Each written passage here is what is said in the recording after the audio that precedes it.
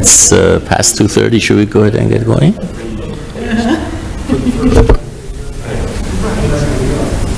It's great when you got in there to prepare. But when you can't. All of that stupid damn stuff that they can come up with. Brought it up, I did. But the very idea that children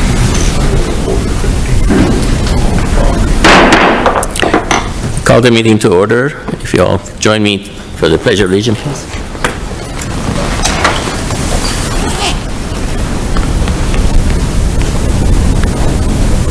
Pledge allegiance to the flag of the United States of America and to the republic for which it stands, one nation, under God, indivisible, with liberty and justice for all.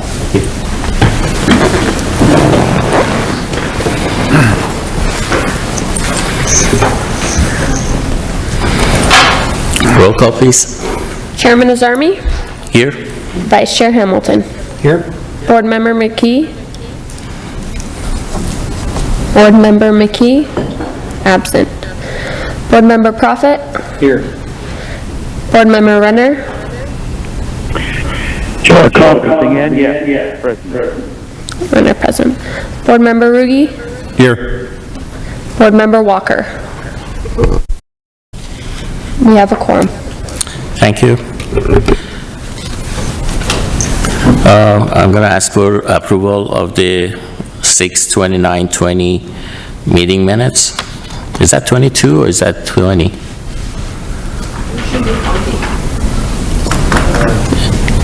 22?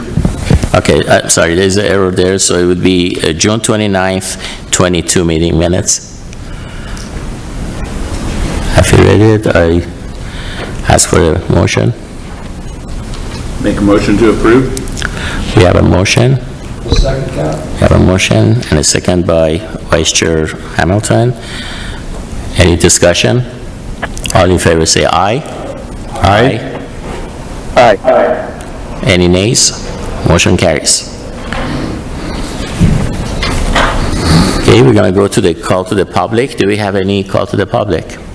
Anyone who likes to speak? Hearing none, we're going to move on to the agenda item. We're going to be following, the order which is in our bylaws.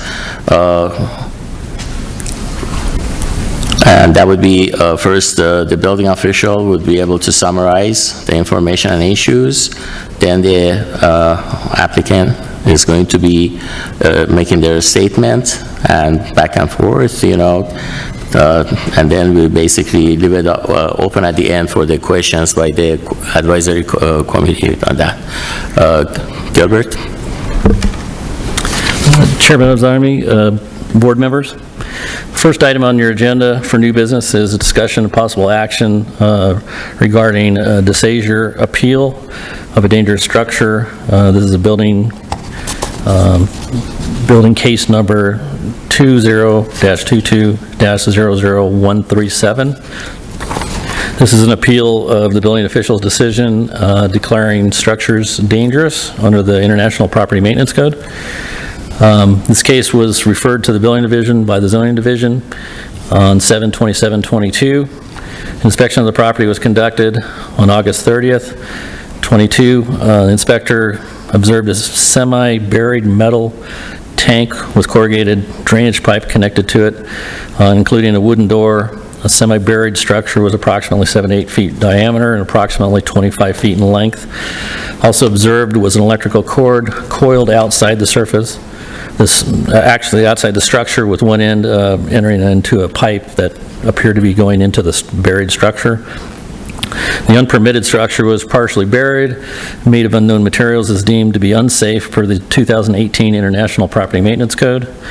The structure was posted, condemned on that date, and photographs were taken. I have several photographs to submit for you.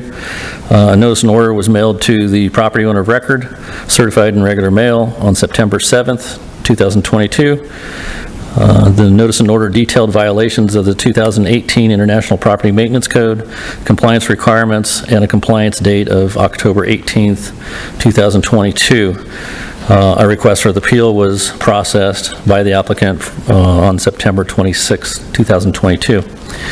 In your memorandum packet, the specific violations of this buried structure, and I'll just briefly go over these. In general, they're one section, unsafe structures, another section, unsafe equipment, structure unfit for human occupancy, unlawful structure, dangerous structure on premises, egress not conforming, egress is not safe, dangerous structure on the premises or damaged structure, any portion of the structure not anchored, possible foundation collapse, dangerous structure on premises unsafe for use and occupancy, structure is an attractive nuisance, dangerous structure exists or is maintained in violation, and dangerous structure is unfit for human habitation, the structure is a threat to life or health, and destructed or abandoned public health. In conclusion, and I'll show you some pictures right now, I think we're on the screen. This is a picture over all of the property from actually right-of-way. This is a picture of, appears to be the entrance to this buried structure. This is a side view of it, indicating on the left side the entrance to that and some type of hatch or something at the back side on the left, or on the right side of the photograph, also depicting an extension cord. Here is appears to be the opening or a doorway to this underground structure. Here's the back side of the structure. We think it is the back side. It's hard to tell because the structure is buried. We don't know specifically the size of the structure underground. Here's a copy or the posting notices of the property. The property did have electrical and was based on another permit on the property. That power has been disconnected per my order, also in charge and part of the dangerous building. And again, the extension cord that's actually running to the pipe that appears to be going into the structure. In conclusion, the semi-buried structure appears to be a metal water tank lying on its side with alterations made to it, including metal corrugated drainage pipes abutting or attached, a wooden door and wooden hatch. The overall size of the structure is unknown. The structure is questionable regarding the structural integrity and strength, which could be subject to collapse. Egress into the structure is not conforming and is unsafe. The property is open to unauthorized persons, which constitutes an attractive nuisance. And due to these violations, the structure has been condemned and deemed unsafe under my interpretation of the adopted 2018 International Property Maintenance Code. And that concludes my staff report.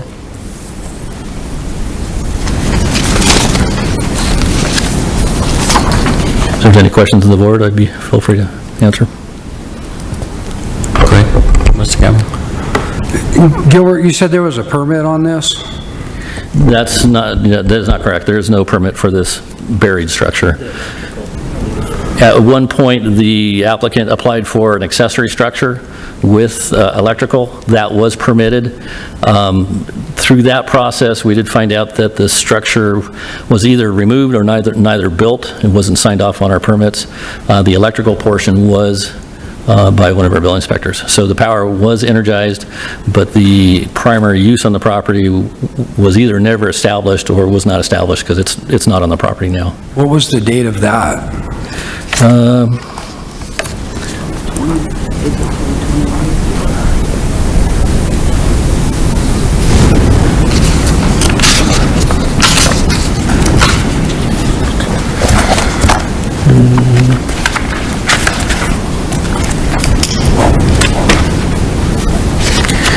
The application was submitted 5/28/2020.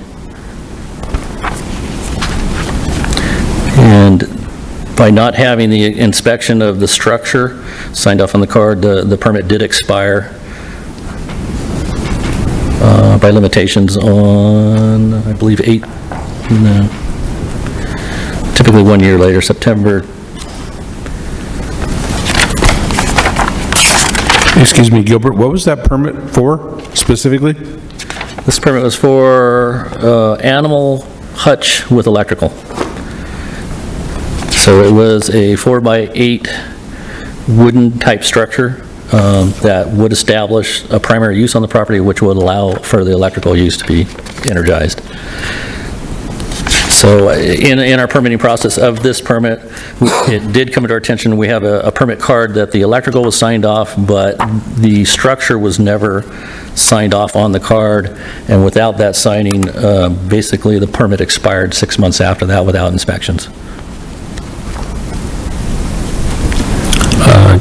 Gabriel, I have a question on September 7th, 2022. There's a notice and order that you had for the Mr. DeShazer? I just want to make sure that I pronounce it correctly. Mr. and Mrs. DeShazer, have they received this notice? I believe they have. I don't think we've received the... Okay. They have received it? They have received it. So there are about 24 items on your list that you have here.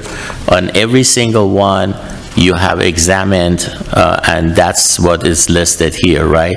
Correct. Applicable to this particular, in a way violation, right? Every item cited in the notice letter is applicable to this- applicable to the violation of the case. property. Yes, sir. Okay, I appreciate that. Any other question? No? Thank you for the time, Leah. Thank you. Mr. DeShazer? Before you start, please state your name and your address for the record.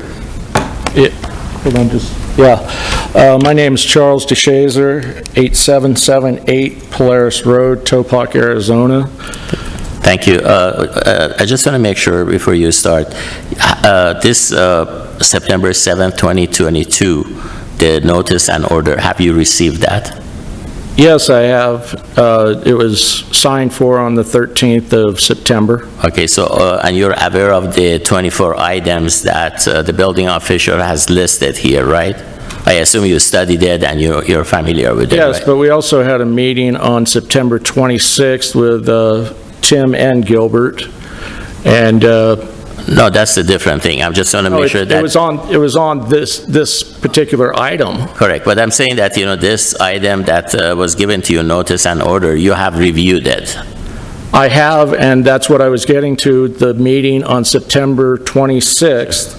We had a meeting with Tim and Gilbert, and I asked Gilbert 3 different times, how is it dangerous? What does all this mean? And the explanation I got is, I don't have to tell you. If I say it's dangerous, then it's dangerous. It doesn't matter if it's a doghouse or a mansion. I have the ultimate power to decide, and he just 3 times would not tell me how anything was dangerous. All he kept doing was waving his book in his hand and saying he has the power. Yeah, Mr. DeShazer, we'll get to that. I Okay. just didn't want to interrupt your thing, so go ahead and make your statement, but again, later on, I'm going to ask you to look at these items that, I it was... understand Go ahead. the list of items. No, go ahead and explain your case the way you want to, Before anything further goes on, I'd like to warn everybody on this board, you might want to recuse yourself just to start with, because anything that you might have on your property anywhere might be investigated, because this has nothing to do with what this is all about to begin with. It goes back to May 3rd, actually 2 years ago. I tried to get if you'd like to bring that up, there's a final signed off inspection card for my rabbit hutch and power pole. There's the final signature right there, saying that final approval to me means final approval. We had, 2 years ago, I went into the planning and zoning in Bullhead City in February of 2020, and that's when this all started. I asked them that I wanted a power pole and I wanted a rabbit hutch just for July, August, and September so that I could take my rabbits when it got hot and put them in an air-conditioned hutch on a trailer. They told me I couldn't have that. I had to have a septic tank, and I explained to them, I don't need a septic tank, there's not going to be any structure on the property, I need power for an air conditioning unit. Well, that was in February. By April, I was given, excuse me, I'll get the iPad here. By February, I was asking for the rabbit hutch, and they explained to me that some policy that, come to find out, did not exist at that time, but they made up in their heads, is that they don't give power to a vacant lot. And this has been in existence for longer than anybody knows, because nobody will claim that they created the policy, but they just follow, not knowing what it is that they're trying to, excuse me while I find a... No, take your time. But they don't want to let a power pole on a vacant lot. And I explained to them, the rabbits aren't going to poop into a septic tank, I don't need it, but needless to say, about 6 months later, I finally got a, excuse me a moment. Did you find the photo? In April of that year, I figured I wasn't going to get my rabbit hutch, so I was given a water tank by a neighbor. And, have you found it, dear? It's under the albums, but I was given a water tank by a neighbor, and I moved it over onto this property so that, assuming I didn't get my power pole for my rabbit hutch, here's pictures of the water tank before it was moved. Good. Can everybody see these? Yes. Okay. This water tank, if you look at this, here's an access hole for the water tank to be inspected before it was moved onto my property. And so I moved it over to the property that I own, not expecting to get a power pole, and like I say, 9 sets of plans later, I finally got a 4-foot by 8-foot allowed structure for my rabbits during the summertime. I put in a power pole, had the tank already in place, and what did I say here? Right here is the power being connected on the 25th of August of 2020, after I had gotten an inspection on the pole. Here's the tank. As you can see, it's already at that point partially buried, so that the reason I was burying it was so that it would be cooler inside for use as for the water. Because that water tank sitting out in that desert in 128 degrees during the summertime will easily get up to about 150, 160 degrees. So I don't need hot, steaming, almost steaming water coming. Then, when the inspector came out on August 12th, which is different than their designation of August 13th, I explained my situation to him, said, you know, I never wanted a rabbit hutch, but as you can see right here in the photo is a rabbit hutch. It's sitting right there. I explained that to, you know, there's a picture of the rabbit hutch that I thought I could possibly use. The inspector looked at it, looked at the tank. I said, do I need a permit for the tank or anything else? He said, no, it's not 300 square foot. By the way, that tank is 10 foot by 30 foot. So I don't know where Gilbert's tape measure was when he went out there to say it's a 20 to 25 foot tank that's buried. It's 30 foot and 10 foot in diameter. There's never been any human habitation in it. It basically sits there, and as we all know, we've been going through COVID for the last couple of years, so I haven't been able to get any rabbits to raise during the winter time and move over there during the summertime. But needless to say, my rabbit hutch got broken into, got tools stolen out of it, and everything else. And all of this occurred, and I thought nothing more about it. Then we come to, I have a couple of properties that I bought in Golden Shores. And back in May, on May 3rd, I began asking for a power pole to put on that property for an electric vehicle charging station.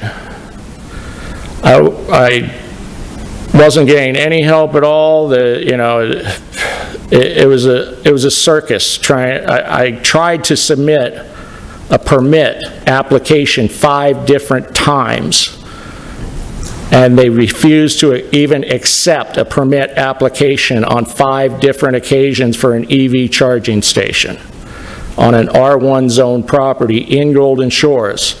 The reason I was doing that was I live 7.5 miles down Polaris Road. I've gone through 25 vehicles in a 17-year period. I wanted to have a car that was usable in town, and I have pavement to the property I own in Golden Shores. Well, these guys dug in their heels and decided that, they weren't going to give it to me, so I went to all 5 Board of Supervisors members and explained my situation. And on July 18th of this year, I went before the open call to the public and explained to them my situation. Again, you are referring to a different property right now. The one in Golden Shores that I'm asking for the power for an electric vehicle. Yeah, but that's not on our agenda, so you need to go back to... Well, that's where I'm going with it, is July 18th, I spoke at the open call to the public at the Board of Supervisors meeting. And for whatever reason, I believe that these guys have already lied to this board today due to the fact that the pictures that you're seeing that they've submitted from July 27th,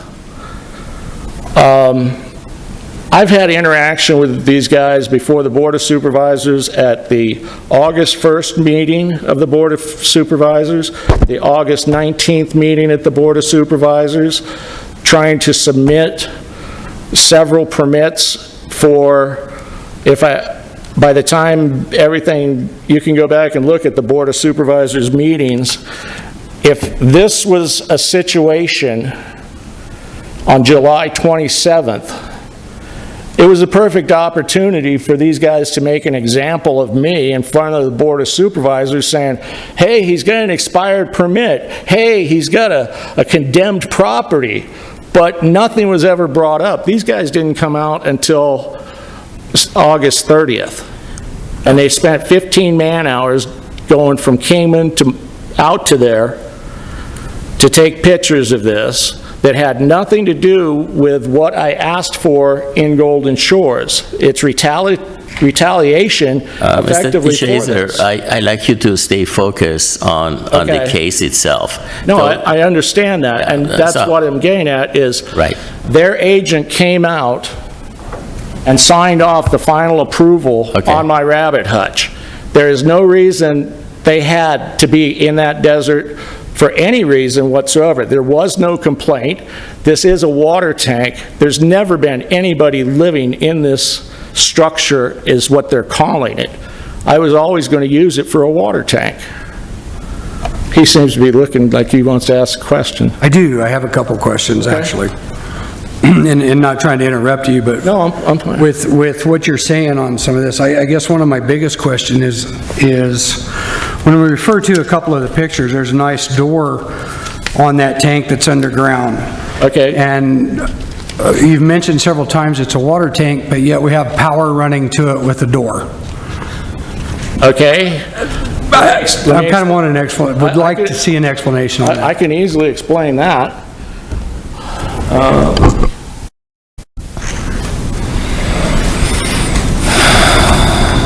Oh, I'm sorry. If you'd like to go back to their pictures, the water tank itself, You if might you want to look at the remove. picture that's you on need the to screen remove right that. now, Yeah, they can squirt the green. okay, if you look at, not this picture here. Yeah, you go ahead and remove that from the, Okay. there you go. I'll remove this. Yep, it's up. When you look at this picture here, the water tank begins where this pipe is sticking out at the top of the bigger tank. This at the front end is a corrugated pipe. By the way, the tank's made out of quarter-inch plate steel. It weighs 22,000 pounds. It was a heck of a job getting it there. Once it went in the hole,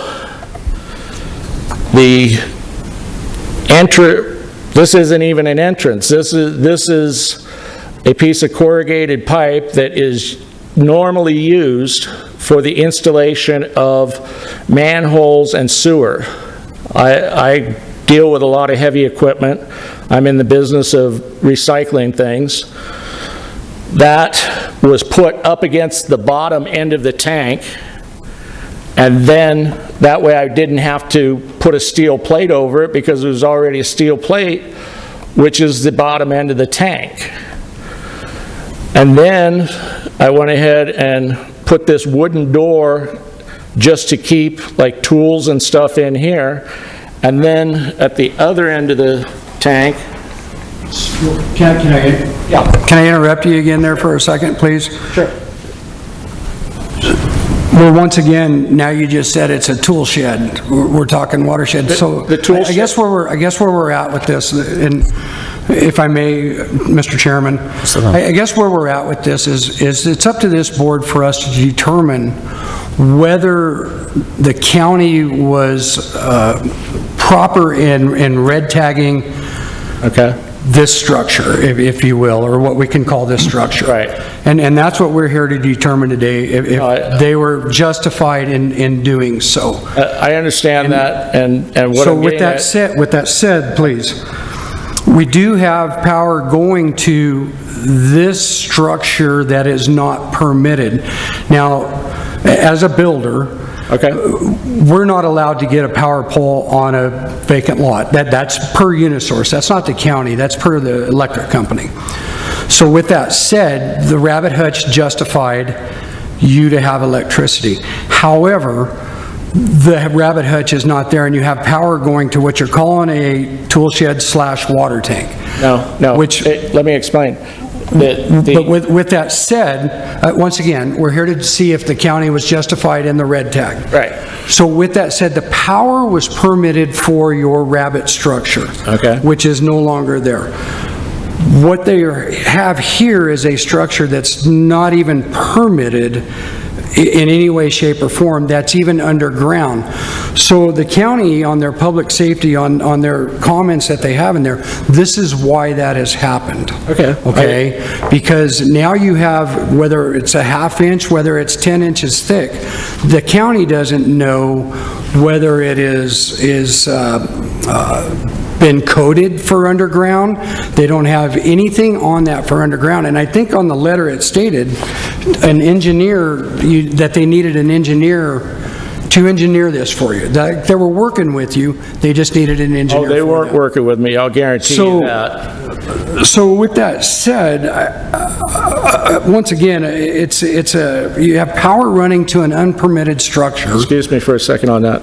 I did not have power running to, this is how I saw it. That power never, when they were there, was ever plugged in. There is no windows or holes to see inside that tank. As I was about to show you, this is the opposite end, where the access panel that I showed you in the first photo here, there is an access panel for, right here, the circular, that's 20 inches or 26 inches in diameter. It's an inspection panel for that water tank. And being as there's no light in that tank, in order to clean it out, because I don't want rust and debris and everything else in there before I put water into it, yes, I ran an extension cord, which to my understanding is never to be used for permanent power. I never intended anybody to live in this tank as they seem to be claiming. It was to be used only as, the power was used for a light source only. There is no breaker box or anything else inside that tank. That is merely an extension cord to go in, clean out the debris, seal the inside of the tank. As far as that tank being unpermitted or whatever, I go back to when the inspector signed the final inspection on the Rabbit Hutch. But Mr. DeShazer, the inspector who signed off on that did not sign up for your so-called water tank or anything like that. I understand that. So, you keep repeating yourself on that. No, I'm just saying that is apples and oranges, so. Well, that's what I'm getting at. Right. I am relying on when this inspector was here and made the final signature on the final approval, which, I don't know about you, I'm not going to call up and question when an agent from the government is on my property, the tank is on my property. I say to him, do I need to get a permit for this? And he, as the agent for the county, says, it's less than 300 feet, we wouldn't even issue a permit for it. And, I'm going by what he said to me the day of Okay. the final signature. I have a and that's where I'm question. going I have a with that. question for you. May I ask you why you didn't apply for the water tank to begin with? I mean, you already applied for the Rabbit Hutch, right? But you didn't apply for the water tank. Why would I need an application for the water tank? Because it's an when- improvement. It's an improvement to your property. But that's why I asked the inspector, Victor, I guess. After it was installed. No, it was sitting there Yeah. on the property. After it was installed and. There was no water in it. There was, No, it doesn't matter. I'm saying that, you did everything correctly. Okay. Meaning like, you went apply for the electrical pole, you got the electrical, panel type of a thing, and then you had like, a Rabbit Hutch and all that. Why you didn't you, apply for the water tank to show the use of it, and, then you would be able to, having a different thing. You took it upon yourself to go ahead and put it in, right? I'm on agricultural residential property. I guess I'll tell you right now, I got 15 more water tanks over at my house but I'm not using all of them, and they get moved around, and part of the reason that this was buried was so, one, with the monsoons and everything, I didn't want it rolling because it's round. I partially buried it, but I'm unaware that I would have to get a permit for where does it start? Do I get a permit for a Sparkletts bottle, or do I have to I don't know what I need a water tank, I've never heard of such a thing. So, if I may, Okay. you stated that your water tank is 10 feet in diameter and 30 feet long, correct? Yes. Which puts you at your 300 square feet, as you say, correct? That's what the inspector But you told me. also, and with the pictures also show a addition of pipe, as you said. Right. Added on to that, which increases it over that 300 square feet. But the steel Which plating- requires, but it's attached, which requires a permit. So once again, we're only here to determine if the county was justified in issuing this red tag and pulling the power on this structure. I will have to say that with what your statement is and what the pictures show, they were absolutely justified for a couple of reasons, mainly the ones that they put in there. But your structure is over 300 square feet. You don't have anything showing that it's safe underground. And the reason I say the safe underground, this isn't fenced off. So if nobody knows anything about this and little Johnny comes running with his motorcycle across your property and falls through that tank, right, you're responsible. But if the county has said, okay, yeah, we got the engineering, everything is good, then the county's liable.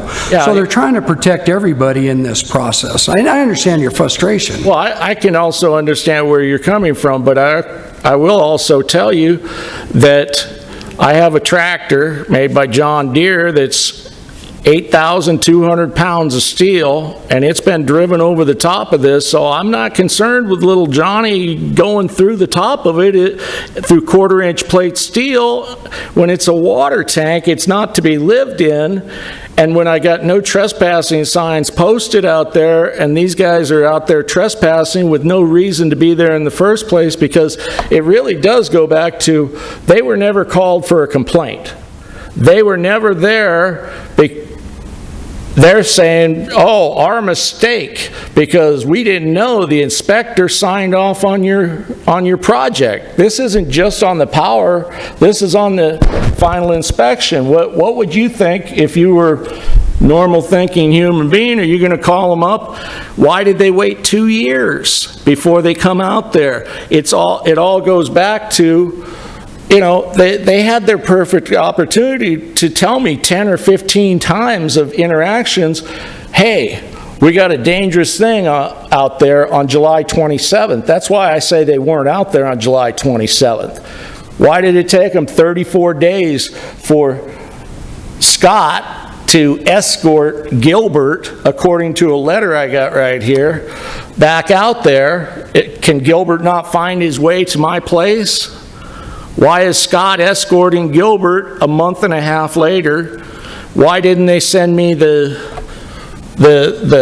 permit card not being signed off, that it's an expired permit? They've already thrown away the plans to my rabbit hutch. They don't know what they were even looking for. Because I went into planning and zoning to say, where are the plans that, you know, why am I being targeted here? When it comes to 2 years later, it's all, before we ever went before the Board of Supervisors on the stupid rule about, and excuse me, I don't want to correct you, Mr. Hamilton. I've been into Unisource and I have been into, this isn't through Unisource, well, it was through Unisource on the Rabbit Hutch, and it was through MEC for the one in Golden Shores. They're two different power companies. And I said, will you put a power pole on a vacant lot? They said, we want as many customers as we can get. It's not us. It's totally up to the county to give us a green tag for the go-ahead. Yeah, there is an inspection requirement, that is correct. Okay, but I don't want to even get into that because I've already been through it with the supervisors on the issue, but it's the only utility that these guys seem to want to have some control over. Okay, let me ask you this, because we are, again, Okay. going a little bit off the subject. On the, referring back to the notice and order that you received on September 7th. Okay. On those items, I assume that you have it in front of you or you have it with you, right? Yes, I do. Okay, so if you could start from, you know, the top, like 108.1, and just, you know, go through those and, you know, tell me which one you do not accept applicable to your property Okay, and reason for it. point one is unfit for human occupancy. It was never meant for any human occupancy. Okay, so you're referring to, again, the water tank, right? Correct. I But mean, there was- the piece of corrugated safety equipment at the end Okay. that's pushed up against the water But since tank. there was no permit or application for that, definitely the county doesn't know. They just see something like a shelter. Again, if I may have Gilbert, first of all, for the sake of our board, if this gentleman wanted to install this, water tank, the way that he is doing it, would he require to have a building permit? Chairman of zoning board members, it would be considered unconventional construction, not prescriptive in the code book, so therefore it would require an engineer design. Okay, and then we heard a couple of times about the 300 square foot and all that. Is this qualified to be as part of the accessory building? The International Property Maintenance Code does not distinguish between 300. Our building code, we have made amendments for storage structures under 300 to be exempt from permit, although the International Property Maintenance Code can declare a dangerous or unsafe structure under 300 square feet. Okay, all right. My question to that would be, it's 300 square feet at the widest point. I mean, where the bottom of the tank is only a foot wide, so how are you designating necessarily 300 square feet? Like I say, I'm going back to the reliant on an agent of the government, being the inspector that was out there. I asked him, do I need a permit? He says, no, it's under 300 square feet. He looked at it.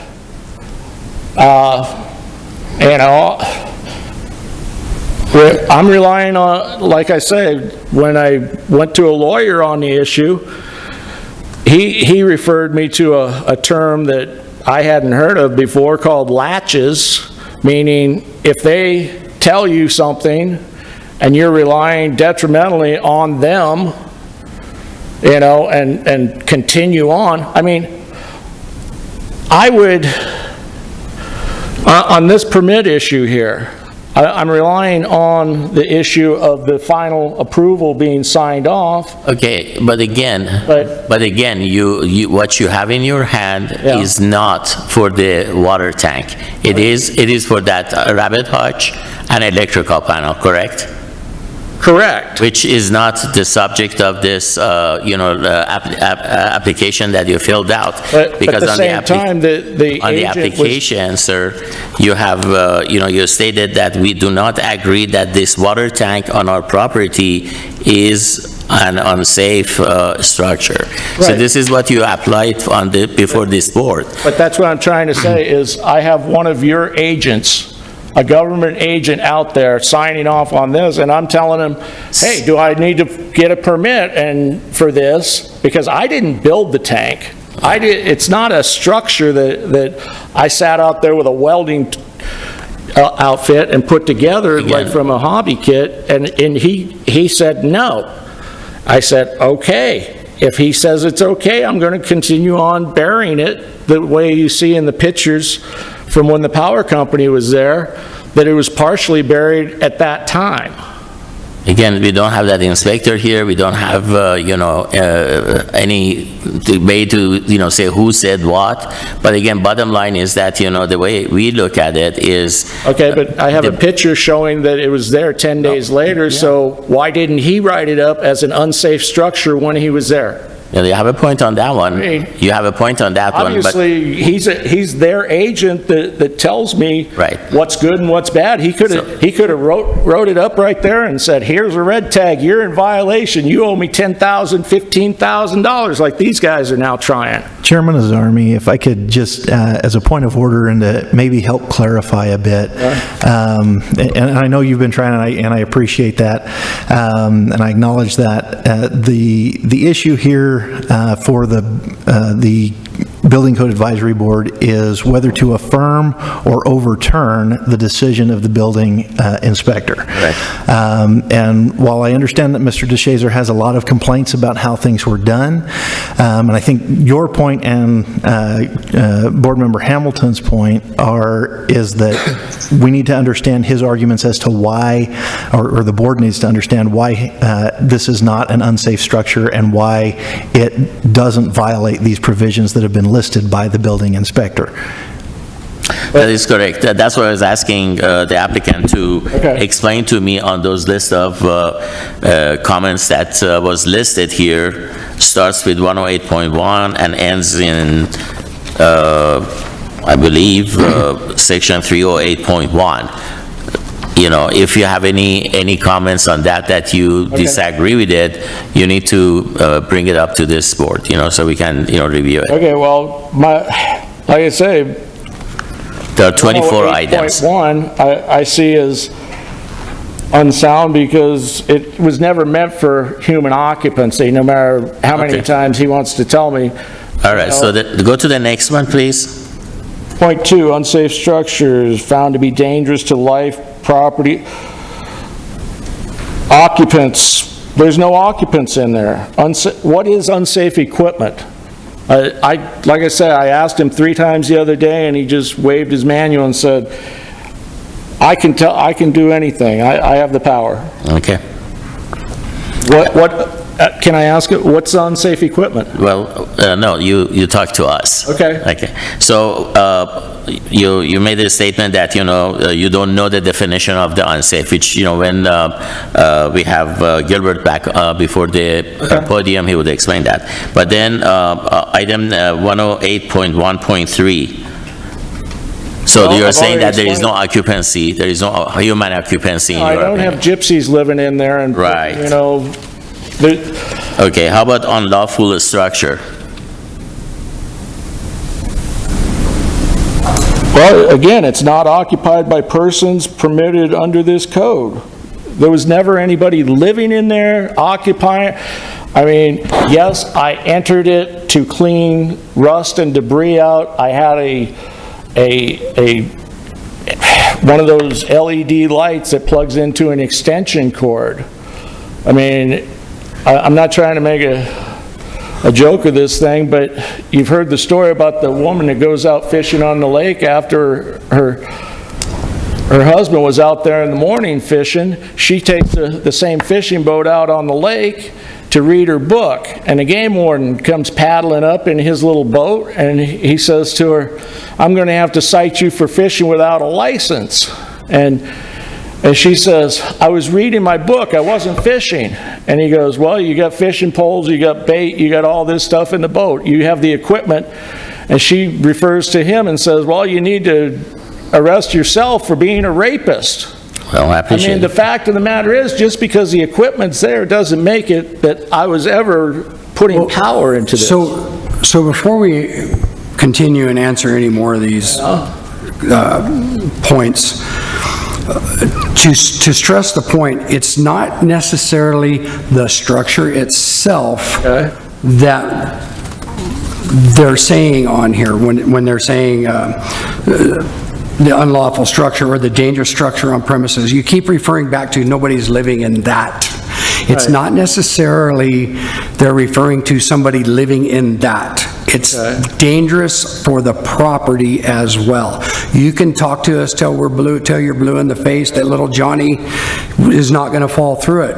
But the county needs to know that as well. So I'm not sure we need to go through every one of these points. We've already read them. Yeah. I see no need to do that. No. It's up to us to determine, again, if the county was justified in this or not.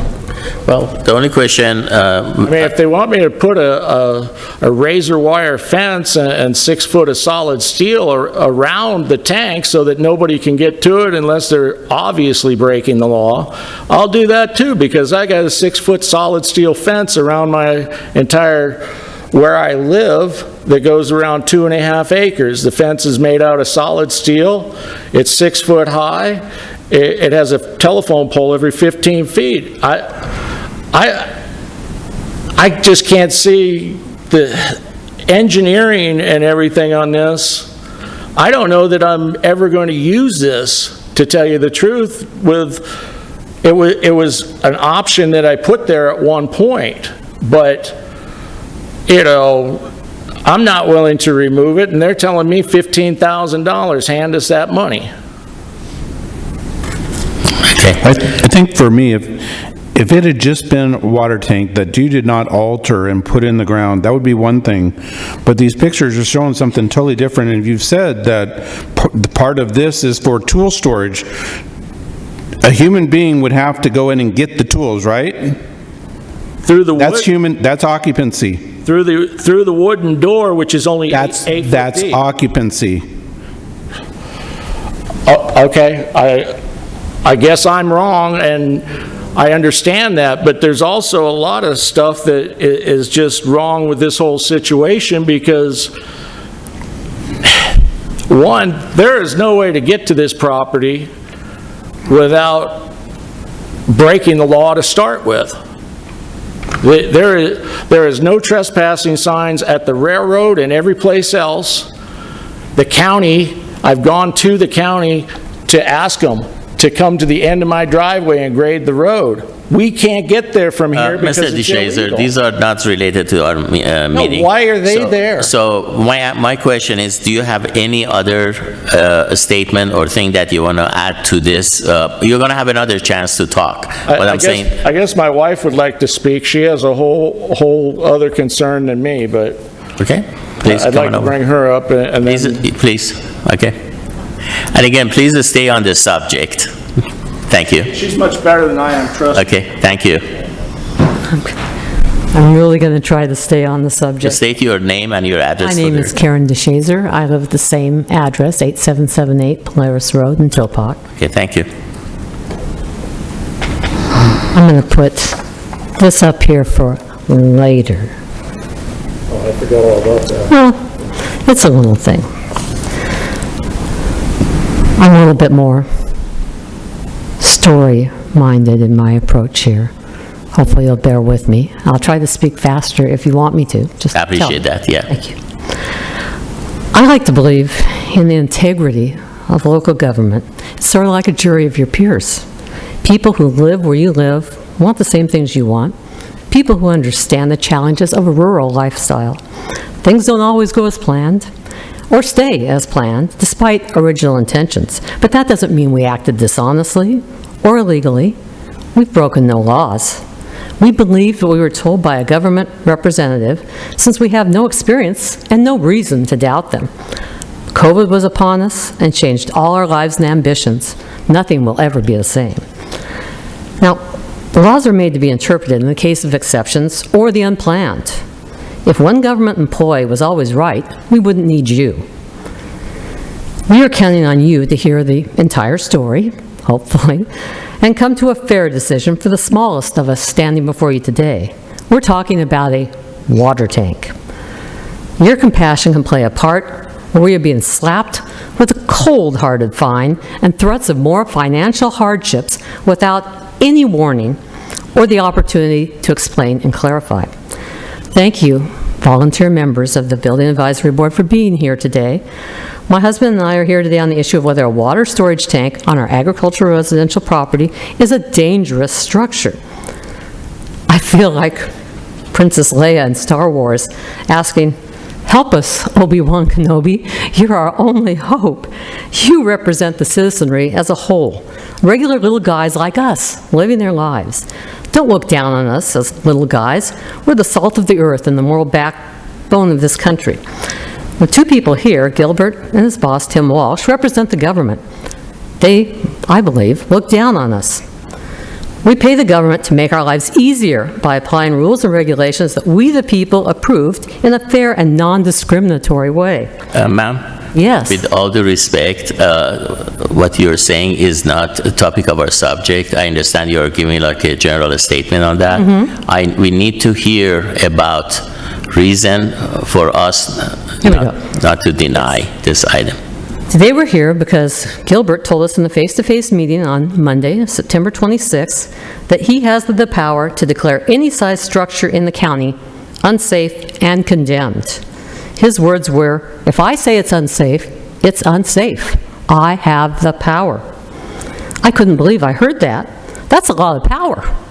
And I can understand if you feel intimidated by him today. I mean, that means he can drive through your neighborhood, see something in your backyard, hop your fence, go on over there and condemn it, no matter what size it is, because it looks unsafe to him. I'll send you a letter. But the letter we got had pages of things on it, and when we went in on the 26th, they did not say, highlight anything on there. They just had all of those that you referred to them on. So we didn't know what exactly they're talking about. No one gave us any answers. We wrote them a letter on September 20th and asked all these things. We said that we'd taken steps to secure this water tank from accidental entry by trespassers and animals while we were exploring its ability to hold water on our agricultural residential property. And berming it, putting that dirt up against it, keeps it from being moved by storms, which makes it safer, and being visible to off-roaders or anybody who might trespass and vandalize it. And you know, it's what we say, it's never been inhabited, nor do we mean that. When this gentleman signed off on this permit, he looked at the rabbit hutch there, he looked at the other structure, he said, "I don't ever want to come out here again. Is this the rabbit hutch?" Looked at, he said, "Yes." My husband said, "What about that over there?" And he says, "Well, that's a water tank, right?" "Yeah, it's a water tank." So he hit the final sign-off on the end and handed it to us. He said, "I'm going back to the office and close out this paperwork today." And then we didn't hear anything. We didn't hear anything for 2.5 years. Were we supposed to call up and ask? I don't know. Nothing was ever sent out to us. Ma'am, I need you to, if you have something new to add to your statement. Right. Anytime, the little lock you see on the front of it is to keep accidental trespassers out and safe from getting inside. When it is posted, no trespassing. The more we cover it up, the more it's not an attractive nuisance. Okay, I appreciate that. Yes. So Thank you. that's what we're doing, because when people go by and they see that, as they saw a rabbit hutch, which wasn't covered up with dirt, they went over, they vandalized it, they broke into it, they demolished it. We had to mitigate our damages. We just can't leave it there. It's totally getting destroyed. So we took it back to we put it on a trailer, took it back to our place. We've done nothing since then. We weren't informed that if the circumstances changed, we would have to go out and reapply for a permit. Well, the permit was done, and this here is a picture of our water meter. Electric. I'm sorry, electric. No water meter. From the beginning usage, that's 2.5 years ago. Total usage is 3 kilowatt hours. Ma'am, I have to stop you because, again, you are not on the target, you're not on the subject. Electrical use. Appreciate that, Going yes. into a. Yeah, but that is the structure? electrical use has nothing to do with what we have to make a decision. Well, then their power cord that they saw there has nothing to do with it either, I correct? appreciate that, yeah. Correct? Thank you. Do you have any other item that you want to talk? Let me think here. Well, I don't believe that in this inspection, like I said, is their date 7/27 when they went out there? 8/26? I don't think we're being treated like anybody else would. I think we're being treated differently, especially. Again, that subject, you need to write a letter to the county manager or, to the That's good director. So information. that has nothing to do for us. We are not in that position to make that decision. All right, the things that they offer us as a solution to this, some of them don't apply. Because we're not going to do it, we don't need an engineering study on something we don't intend to live in. And cubic feet do not equate to square feet. And regardless, the chief building officer here says it doesn't matter what size it is. He can just declare any size structure anything you've got on your property unsafe. So it really doesn't matter what size it is, does it? Whether we need a permit or not, he can say that it's unsafe. Okay, I appreciate that. Thank you. Any questions? Any other questions? Not from me. Thank you. Thank you. Gilbert? Chairman Rosani? Okay, question I have is, if they apply for a water tank, because they don't have a permit for the water tank, right? That's correct. So, can they go back and do the process of applying for the water tank? Because you said that they need to have, a permit process, right? That's correct. Is that something that is acceptable to the building department with the ordinance that you have? Because I guess a lot of items on the 24 items is applicable to the habitable, structure, right? That's correct, or a structure. So now with the applicants saying that, they have no intention of using it, and they're using it for water tank, is that something that I think it seems like, there are two different things. One is the rabbit hutch and the electrical. The other part was like, the tank itself. So is that something that can be done, or I just want to, for the sake of the commission, to find out, if that is a possibility. Director? Chairman Nazarmi, if I may, definitely, if they wish to permit this as a water tank, I would note that looking at the pictures that were shared today, looking at the structure, or the tank before it was installed, just the brief pictures I saw, it looked as though it was designed to be standing, not on its side.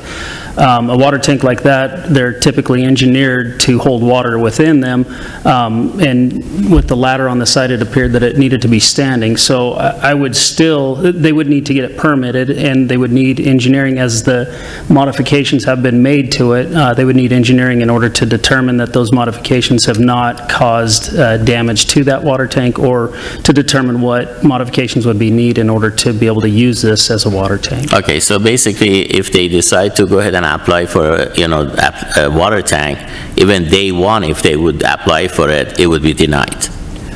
It would not necessarily be required. Well, I mean, you would require engineering, Exactly. but I mean, since that is not a possibility, that would be, in a way, denied. Correct. Okay, I just want to make sure that, the commission would be, clarified on that. Gilbert, do you have any, you heard a lot, so do you have any conclusion from or rebut that you will have on that item? Could you restate that, please? Well, based on the policies and that we have, bylaws that we have, you have an opportunity to, speak after the applicant, made the statement. So do you have anything else to add to it? Chairman Zarni, board members, I do stick with the violations that were listed in your packet. They are applicable. As I said, one is it's safety to the public and/or occupants, which the owners are occupants. Electrical wiring is unsafe. There's just a number of items throughout this 20, I believe it's 24 listed items that declare the structure unsafe under the International Property Maintenance Code. Okay, Commission, do you have any question? Any question? I'd just like to add, as just maybe this will help you to understand a little bit. As an architect, I have a choice whether or not to design a structure to the standard guidelines for bracing.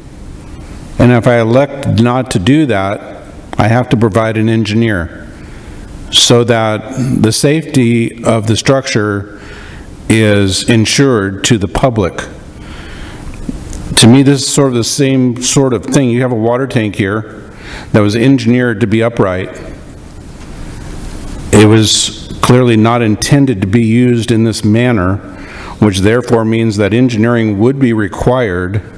To me, even if you were going to just bury the tank, the county would need something that says, yes, this tank is perfectly good to be buried. So I think that's kind of from where I'm at. This structure, sure, it's just a water tank, but the way it was installed goes beyond anything that is to be accepted just per the standard code.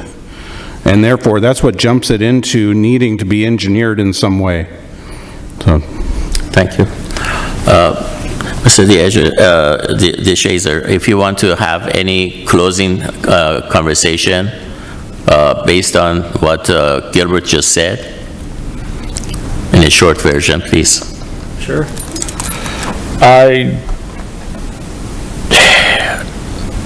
On the one hand, I can understand what you're saying, but their remedies are to engineer. Are they telling me that I need to pull it out of the ground and then have some engineer take samples of the thickness of the walls now?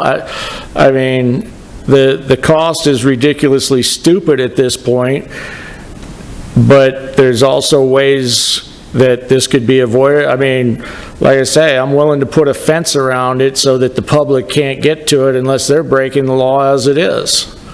But, you know,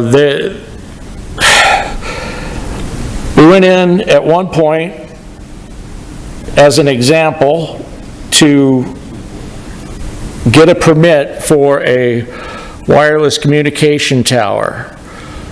Gilbert sends me to the library. I bring him back engineering design studies for a post sticking into concrete.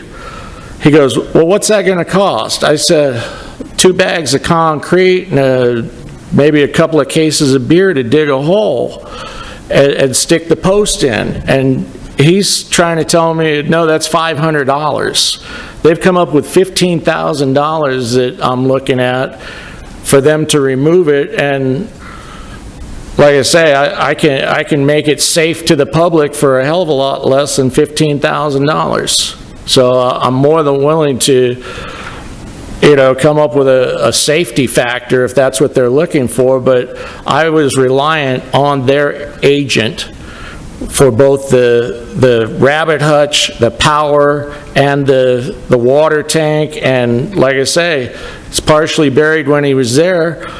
Why didn't they tag it then? Okay, we already went over that. I appreciate that comment. Okay, so thank you. Okay.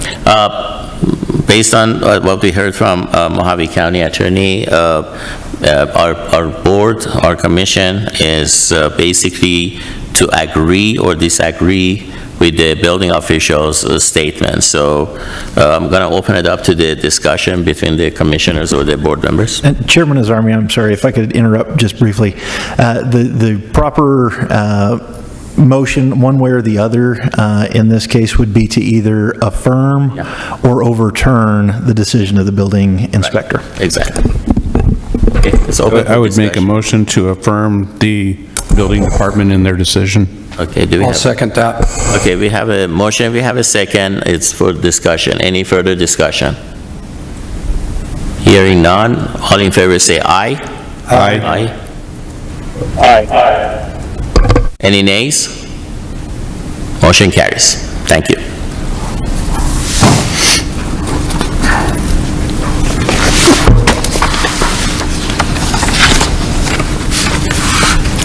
Okay, next item.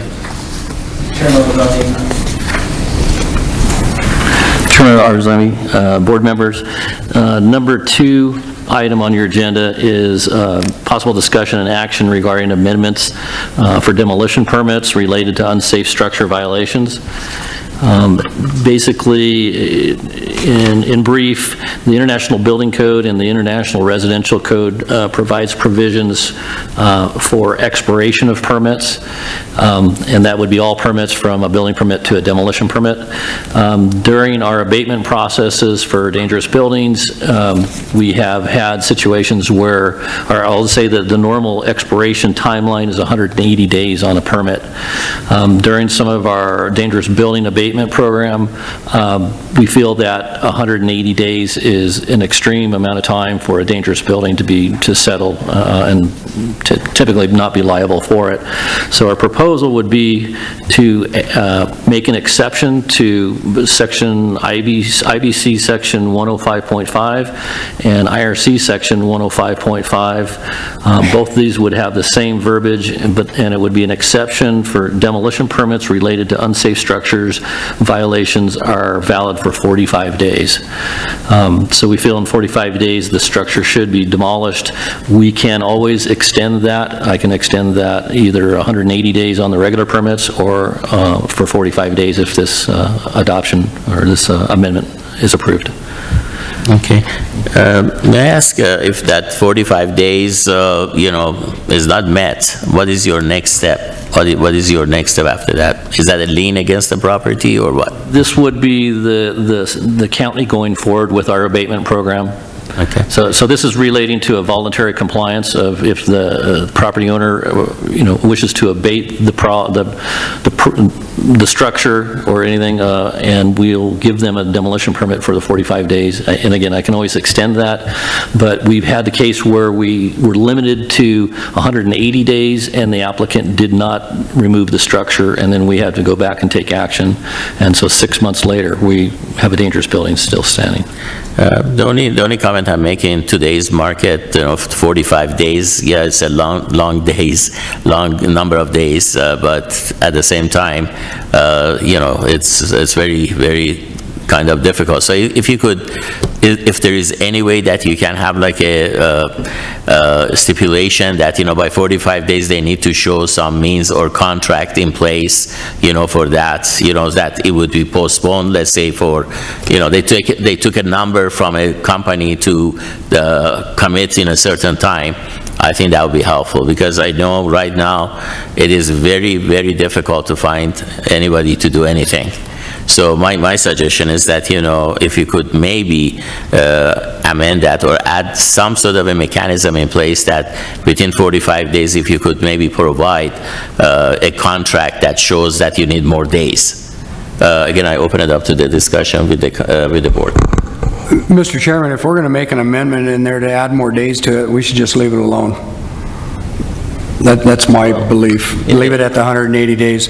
And the reason I say that is for the main reason that you said. It's not defined whether it's a residential or a commercial building. There may be some asbestos abatement that may be involved. There may be some other stuff involved in that. So my recommendation would be to leave it alone and not make the amendment, or make the amendment that you're suggesting to add more day, or add documentation that they'll need more time. 180 days is sufficient, and then I think after the 180, then the action, whatever action needs to be taken can be. Mr. Hamilton, I guess Gilbert's concern is that, people procrastinate, and after 180 days, we are in the same spot that they are in the day one. So if he wants to add a mechanism in place that within, let's say, 45 days, they need to show some course of action, some contract, if there is asbestos or something to the county, maybe, that would help Gilbert. Gilbert, what do you think? Chairman Rosani, board members, that's what we found out was procrastination. They let the permit go for 180 days and then it expires, and then we're right back to step one. We do work with the applicants. We have in that 180 days if they do show due diligence and start the abatement, but we have no enforceability to cancel the permit or hold them to the permit until 180 days. So that was our proposal of taking it to 45, which we do work with them. We have a private contractor doing our own abatement. So that would give timeline for someone to go out and get an estimate and start some type of abatement construction. And again, we can always extend that 45 days, but based on due diligence and work on the property. Right, but the Vice Chairman has a very good point that, in this particular proposal doesn't say about the size of the project, if it is small, large, if it's only like a shed, or is it like a commercial building, 2-story high, whatever. It doesn't say anything in this. So is there any way that, I guess that's what your point is, Mr. Hamilton, right?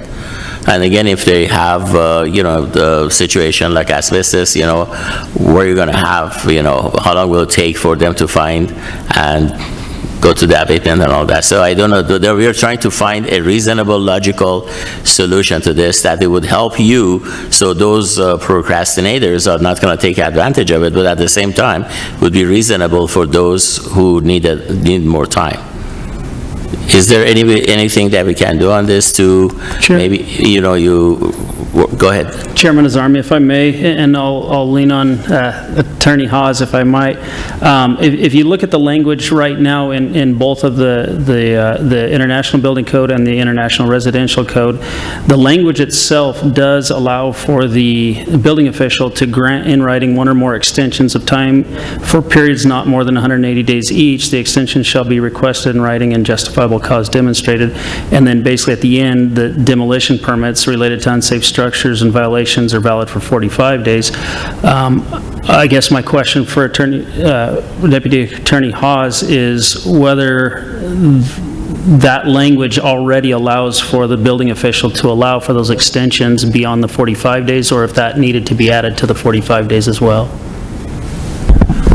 Chairman Azarmi, and Tim, to your question, I think that's a correct reading that the 180 days is the limit in both sections, and that the building official does have the authority to grant further extensions not exceeding 180 days.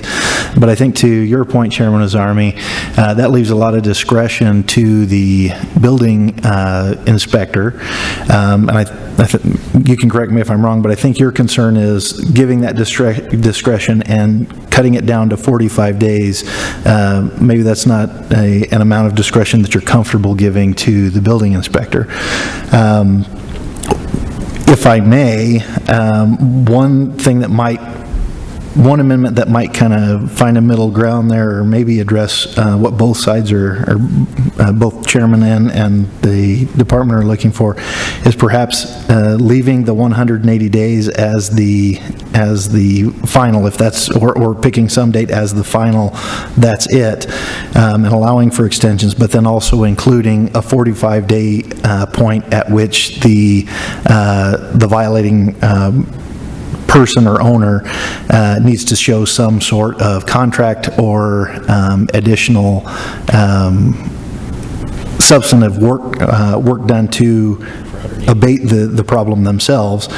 And then if that's not shown, perhaps putting in a provision that accelerates the expiration of the permit. That's exactly what I was thinking.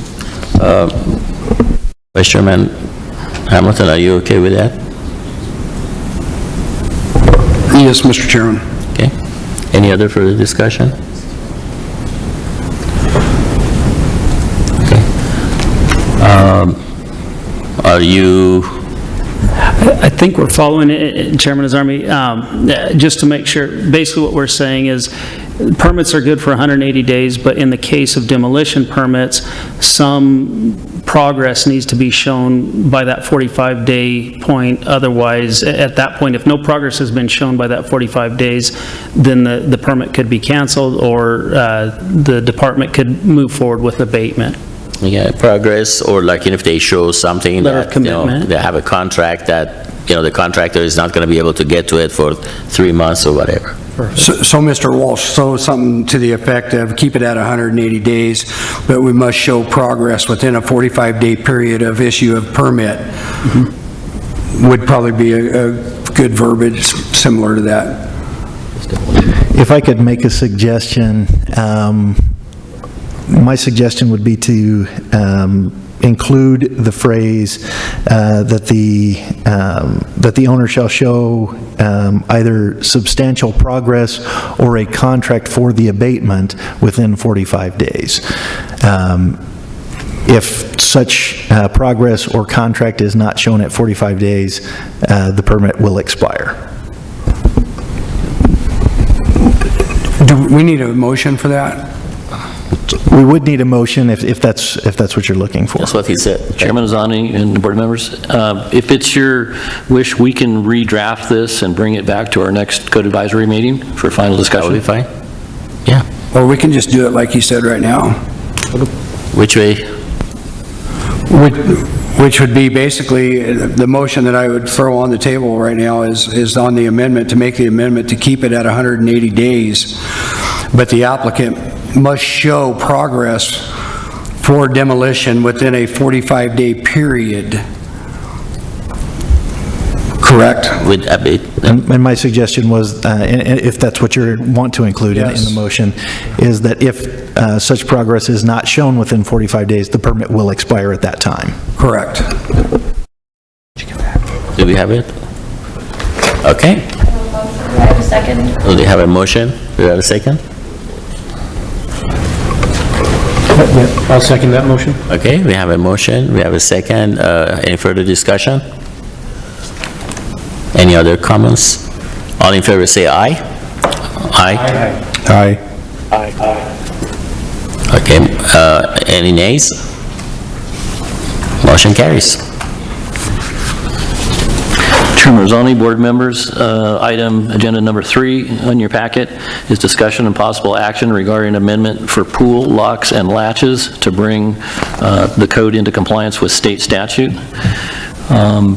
Section 11, amendments and deletions of technical codes. Currently, our International Pool and Spa Code, Section 305.3.2, indicates double or multiple gates.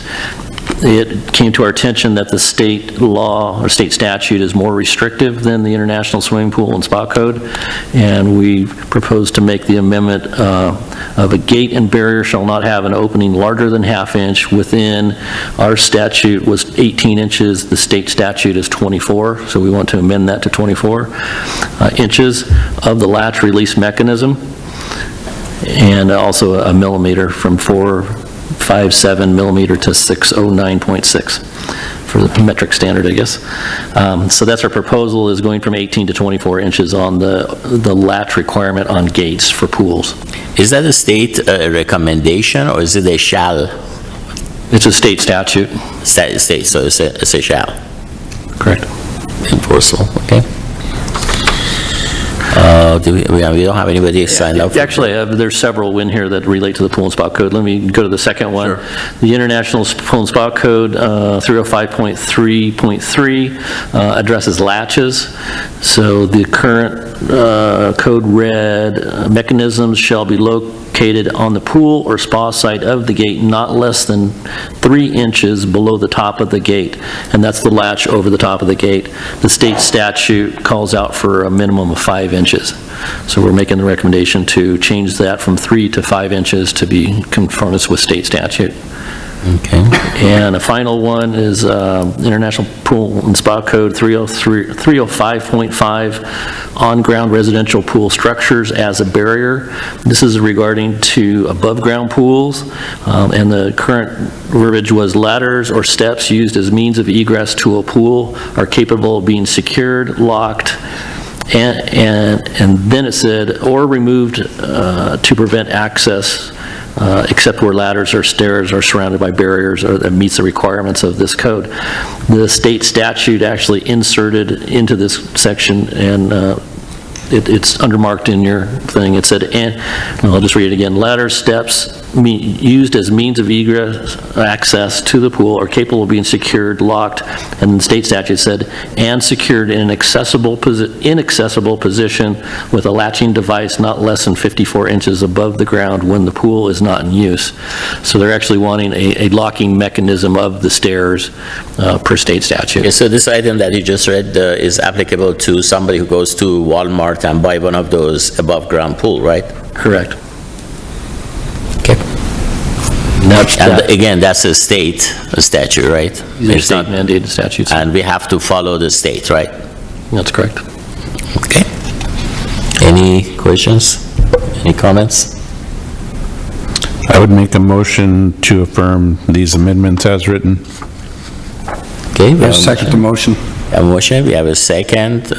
Any further discussion? All in favor say aye. Aye. Okay, any nays?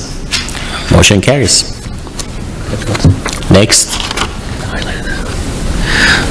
Chairman Rosani, board members, Number 4 in your agenda packet is a discussion of possible action regarding amendment for bathroom safety glazing to bring compliance or code into compliance with state statute. This is also a state statute mandate. The International Residential Code basically addressed glazing in walls, enclosures, fencing, and containing fencing, hot tub spas, whirlpools, saunas, steam rooms, bathtubs, showers, and indoor or outdoor swimming pools, where the bottom exposed edge of the glazing is not less than 60 inches and measured vertically above any standing or walking surface shall be considered to be a hazardous location. State statute actually, or I'll go further, the current ordinance under the residential code also had an exception in there that said glazing that is more than 60 inches measured horizontally in a straight line from the water's edge of the bathtub, hot tub, spa, whirlpool, or swimming pool, or from the edge of a shower, sauna, or steam room. So basically, summary-wise, if you had a bathroom with a window, and the window was less than 60 inches in height from the floor, that window would have to be tempered. The International Residential Code also stated within a straight line of the water source, within 60 inches, that window would also have to be glazed, safety standard. The state statute actually does not recognize that 60 inches out, and basically said any window within the bathroom area would have to be 56 inches or less would have to be tempered. So horizontal or vertical? Correct. Because it used to be if you were in the, say, the shower stall, anything 60 inches out was a hazard for falling. The windows on the side were not considered a hazard under the residential code. The state does not recognize that. They say that window is also a hazard and needs to be safety glazed if it's under 56 inches from the floor. Which is most cases on those standard bathrooms, they have a small window above the tub and shower. That would not follow this as long as they're installed above like the fiberglass tub and shower or like, at a higher point, right? Chairman Mazzoni, board members, that's correct. Typically, those windows would be 56 inches, above the floor area.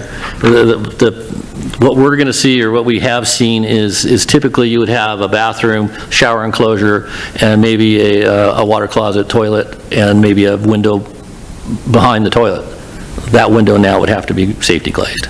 Unless that commode is isolated. Correct.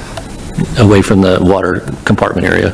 Meaning, like, if they have a door itself on it, the measurement is not gonna go there, right? Correct. Okay. Any comments? Questions? Okay, we'll put up for discussion. If not, I entertain a motion.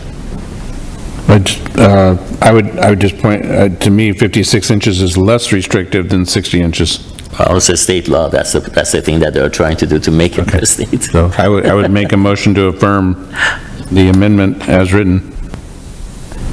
Okay, I'll second the motion. okay, we have a motion, we have a second. Any further discussion? Hearing none, all in favor say aye. Aye. Okay, any nays? Motion carries. Thank you. I think, Garrett, are you done with your list? Chairman Mazzoni, board members, yes, that concludes our amendments. Okay, if I may ask Larry and John, to come on before the podium. We haven't seen you, we love to hear from you. We're just content to be quiet. Why?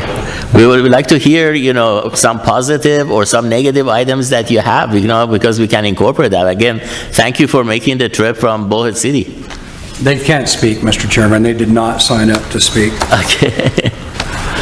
All right. Thank you. Do we have anything else on the agenda? Chairman Azarmi, if I may, just share some sad news with the board. I think many of you were familiar with Doug Parsons. He worked for us for quite a few years. He started with the county in April of 2017 and then started with Building Department in June of 2019 and has been a great addition to our team there. Unfortunately, last week he passed away due to some complications, some medical complications. So I just wanted to bring that all to your Sorry attention to hear and let you that. know. my condolences to, the family, his family. Thank you. Any other comments by any other board members? Okay. Do we have any other decision-making, next meeting schedule? Any comments by the board members before we close it? I have a couple of comments, Gilbert and Director Walsh. In the last meeting, a couple of things that, again, it's reflected on the minutes. We asked, for some of the communication to be emailed to the end users, and I don't believe, I didn't receive one, so I don't know if that was done or not, in terms of like some of the communication, but, like the Windows situation that we, is going to be a little bit relaxed, you're not going to require. So we would be consistent between Kingman, Bullhead CD, and all that. And you had several memos that, we were thinking that, that would be really helpful to be able to, share that with, or if you want to write a new memo, that doesn't matter, to the all the general contractors or the end users that they would be able to use and be informed that you understand the state of the market, you understand the situation that we are in, and you are working with, the builders and home builders and, owner builders and all that, because things has not changed. As you know, even it got a little bit worse. Right now, windows are sometimes 7 months out. Some of the roofing material because of the shortage of the cement, because of this big, large project in Phoenix, you're looking at about 14 weeks, 10 weeks to 14 weeks to 18 weeks on the roofing material. So it would be really helpful to maybe send a memo out to all the end users and those who are building homes to know that you have certain provision that you would accept, and so the job can progress and it would minimize problems in the field and the delays that, we might have. Chairman Zami, board members, prior to this meeting, we did put out notice to all the contractors we have on record via email, I believe it is, 200 and something. 283, and Tracy did respond. Oh, okay, so you had Tracy there, I didn't see it. With that email, just announcing our meeting today and inviting those contractors to be present. With that email, we also sent out the memo that was issued to you on 6/29/20, indicating those temporary policies and stuff that we discussed at that meeting. I'm glad you did that. I apologize. My boss didn't share that with me. We're also in the process still of I got to create a website on our building site for those policies to be posted, so people have access to that. I appreciate that. Thank you very much. Any other comment? Anyone? Okay. Meeting adjourned.